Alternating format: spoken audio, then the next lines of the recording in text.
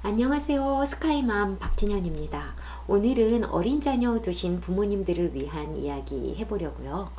요즘 부모님들 놀이가 중요하다는 얘기 이미 많이 들으셨을 거예요.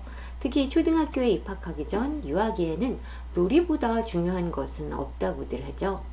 저 역시도 처음 영상을 올릴 때부터 어릴 때는 실컷 놀게 했다. 행복한 경험이 중요하다. 그런 말씀 드렸었고요.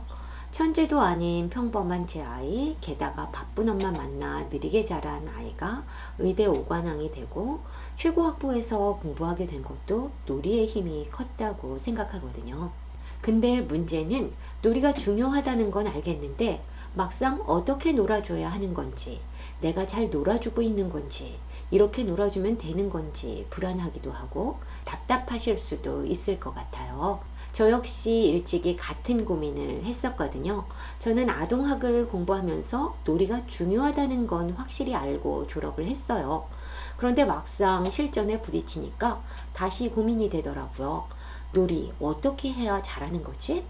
그래서 놀이에 대해 공부도 하고 아이를 키우면서 여러 차례 시행착오를 거치면서 깨달은 부분들을 말씀드리려고 합니다. 지나고 보니까 부모 생각에 잘 놀아주겠다는 열심이 오히려 아이의 놀이를 방해하고 즐거움을 감소시키는 의외의 결과를 초래하는 경우들도 종종 있더라고요. 노력 안 해서 그런 건 어쩔 수 없지만 기껏 노력하고도 노력에 반하는 결과를 얻는 일은 없어야 되잖아요.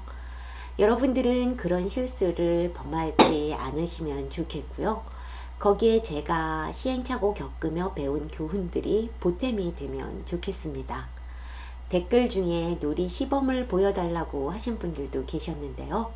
오늘은 놀이에 대한 첫 번째 영상이다 보니까 아이와의 놀이를 실천하는 데 있어 중요한 지침을 먼저 말씀드릴게요. 어차피 우리 대부분 전문적으로 놀이를 개발하는 사람이라기보다는 아이를 잘 키워보려는 보통의 부모들이잖아요. 다른 사람들이 연구하고 개발한 것들을 활용하게 될 텐데 큰 원칙이 있으면 선택하고 실천하기 쉽잖아요. 개별적인 놀이법 하나하나 익히는 것보다 어떤 기준으로 놀이를 선택하고 실천하면 될지가 더 중요한 것 같더라고요. 놀이란 게 참 쉬운 것 같으면서 어렵고 또 어려운 것 같지만 쉬워요. 다들 놀이가 중요하다고 하는데 어떤 게 아이들에게 도움이 되는 진짜 놀이인지, 어떤 것을 피해야 할지 네 가지로 말씀드릴게요.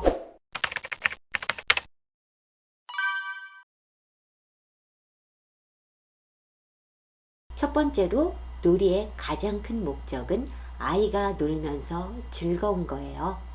놀이의 다른 목적은 두지 마세요.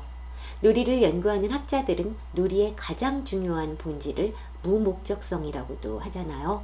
놀이를 통해 무엇을 가르치겠다, 이런 걸 바로잡아 보겠다, 이런 식으로 목적을 두기 시작하면 놀이의 가장 중요한 원칙이 무너지기 쉬워요. 물론 놀이를 통해 아이는 세상을 경험하고 세상에 대해 배워가요. 하지만 그것은 아이가 즐겁게 몰입하게 되면서 자연스럽게 얻게 되는 효과로 생각하셔야지 처음부터 교육적인 목적들을 하나 둘 담으려고 하다 보면 편안한 마음으로 즐겁게 놀아야 하는 놀이의 본질이 조금씩 훼손될 수 있거든요. 하나라도 더 얻는 거라 생각하고 시작하지만 지나고 보면 더 배운 것도 없이 놀이의 즐거움만 감소시켜 버릴 수 있거든요. 한때 유행처럼 잘 팔리다 요즘 잘 안 팔리는 제품 중에 투인원 샴푸가 있어요. 아시죠? 샴푸와 린스가 함께 들어있는 제품이요. 한 번에 두 가지를 동시에 충족하면 편하기도 하지만 자칫 어느 것도 제대로 충족시켜 줄 수 없다는 경험이 매출에도 반영된 결과일 텐데요.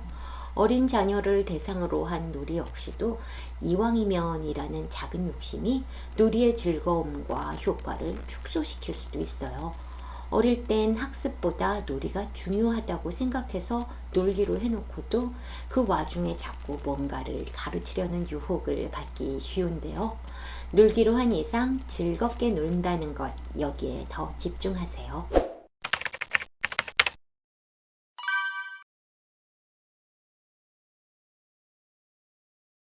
두 번째로 놀이의 주인은 아이예요. 아이에게서 주도권을 뺏으면 안 돼요. 놀이의 선택도 아이의 몫이고 놀이를 운영하는 방식도 아이가 정하는 거예요.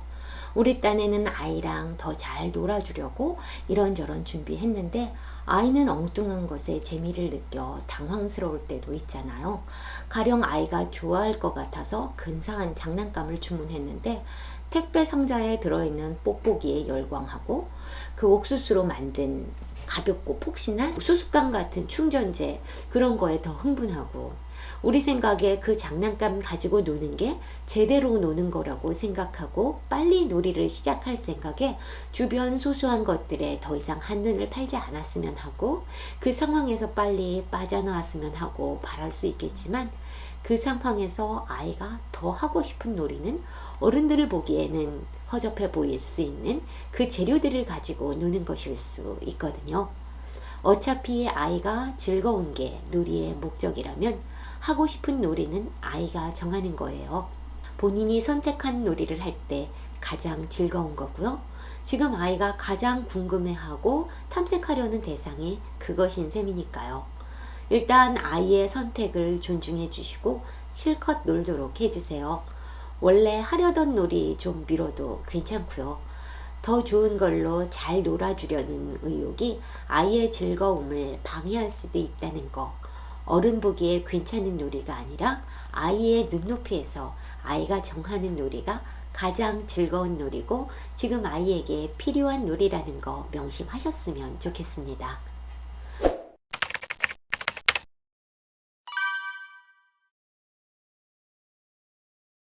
세 번째로 놀이의 참여자로 아이가 잘 놀 수 있도록 지원해 주시고 무심한 방관자가 되거나 과도한 참견꾼이 되지 마세요. 형제가 있다면 아이들끼리 놀도록 하고 부모는 좀 빠져서 도움을 필요로 할 때만 도와주셔도 돼요. 형제자매가 부모님보다 더 좋은 놀이 파트너가 될 수 있으니까요. 그런데 혼자 자라는 아이인 경우 아이와 같이 놀기로 했다면 놀이의 참여자로서의 역할에 충실하셔야 합니다. 아이와의 놀이가 어른의 눈높이에서 보면 재미없고 지루할 수도 있겠지만 놀고 나서 함께 놀았다는 느낌이 들 수 있도록 아이의 놀이에 적절히 리액션도 해주시고 정서적으로 반응도 해주세요. 아이들은 놀이 상대가 재미없어 하고 영혼 없이 수동적으로 반응하는 거 귀신같이 알더라고요. 놀이의 효과 중에 중요한 것이 놀이를 통해 정서적인 유대를 공고히 하는 것도 있으니까 쓸데없는 지루한 과정으로만 생각하지 않으시면 좋겠습니다. 한 가지 주의할 것은 너무 열심히 놀아주느라 아이의 역할을 다 뺏어버리는 경우도 가끔은 있는데요. 문제는 그런 경우 대부분 본인이 자각 못하기 쉬워요. 정말 잘 놀아준 좋은 놀이 상대였다고만 생각할 수 있는데요. 아이와의 놀이에서 부모님의 역할은 놀이의 참여자로서 아이가 주도하는 놀이에서 정서적으로 공감해주고 반응해주며 아이의 놀이가 풍부해지도록 도와주시는 거예요.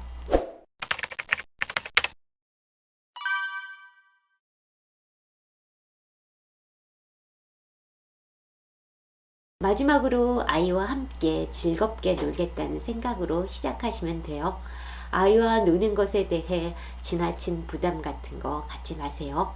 거창한 놀이나 엄청난 노하우가 필요한 거라고 생각하면 아이와의 놀이는 점점 더 어려워져요. 직접 부딪혀 놀아보면 아이가 뭘 좋아하는지 알게 되고 아이와의 놀이를 점점 더 잘할 수 있는 거니까요. 실전으로 부딪히는 게 가장 빠르게 능숙한 놀이 상대가 될 수 있는 방법이에요. 아이의 눈높이에 맞는 놀이, 아이가 관심 있어 하는 놀이가 무엇인지 알게 되면 놀이가 더 즐거워질 수 있으니까요. 아이와의 놀이라고 해서 어른들에게는 재미없고 놀아주는 노동이라고 생각하실 수도 있을 텐데요. 실제 놀아주다 보니까 의외로 아이도 즐겁지만 같이 노는 어른도 즐거운 놀이. 그러니까 놀아줬다는 생각이 드는 게 아니라 나도 같이 재미있게 놀았다는 생각이 드는 놀이들도 많더라고요. 직접 부딪혀 보면 그런 놀이들 많이 찾으실 수 있을 거예요. 오늘은 이렇게 아이들에게 도움이 되는 진짜 놀이는 어떤 것인지, 놀이의 방향성에 대해 말씀드렸고요. 다음 영상에서는 놀이 영역별로 바쁜 부모님들이 쉽게 실천할 수 있는 방법들에 대해 말씀드리려고 합니다. 시청해 주셔서 감사드리고요. 도움이 되셨다면 구독 부탁드릴게요. 여러분 응원할게요.